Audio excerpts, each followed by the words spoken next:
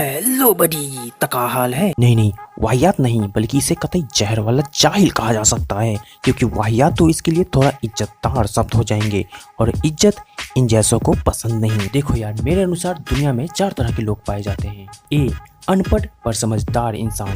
B, पढ़ा लिखा समझदार इंसान। सी, पढ़ा लिखा जाहिल इंसान। डी, अनपढ़ जाहिल इंसान। और मैं इन जैसों को सी कैटेगरी में समझता हूँ। वैसे सी का मतलब कुछ और भी होता है। कोई व्यक्ति ना आ जाए रोकने के लिए, वे अपने मैल से, अपने तन की मैल से एक बच्चा को पैदा करती है, गणेश को।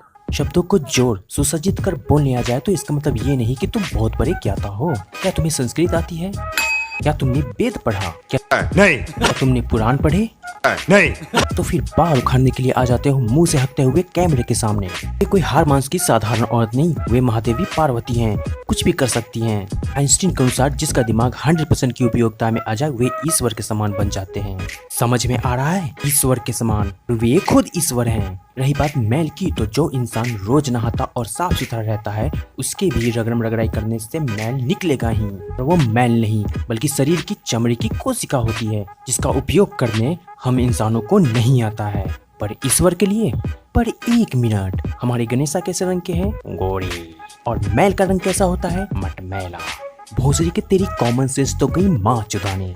हम अपने बेटी के शादी के लिए बहुत पैसा और गहना उस भगवान जी के नीचे मिट्टी खोद कर रख दिए हुए थे। रात को चोर आया और सारा पैसा गहना लेकर चला गया। कुत्ता भी भूखा। लेकिन हम सोचे कि सर्वशक्तिमान भगवान जब साक्षात मेरे घर में है तो मुझे क्या चीज की डर होगी। बताइए, जिस भगवान को न जाने 56 भोग पेट काट के न जाने कितना भोग इस भगवान को लगाते हैं, और एक कुत्ता को, उस जूठा को खिलाते हैं। वो भूखा उठे नहीं, क्योंकि भगवान जी है ना साक्षात, वो सब कुछ देख लेते। इस आशा में हम फिर सोए रह गए। भाई लोग, आप ही लोग बताइए कि वो भगवान को उखाड़ के फेंक दिए तो क्या गलत किए? वो कुत्ता को देखिए तो भूख रहा था, काश हम उसकी बात सुन लिए होते तो क्या चोरी होता? भगवान स्वयं अपने मुख से कह चुके हैं कि किसी के कर्मों पे मेरा कोई वश नहीं है, और ये भूमि कर्म भूमि है, तो कर्म तो करना ही पड़ेगा। और ये बात इसने खुद भी स्वीकारा है। पर 1 मिनट, तर्कसंगत देखा जाए तो भगवान कण कण में बसे हैं, एक कुत्ते में भी। तो उसने तो उठाने की कोशिश की थी ना, पर नहीं, उस समय तो इसका कर्म गया माँ चुदाने।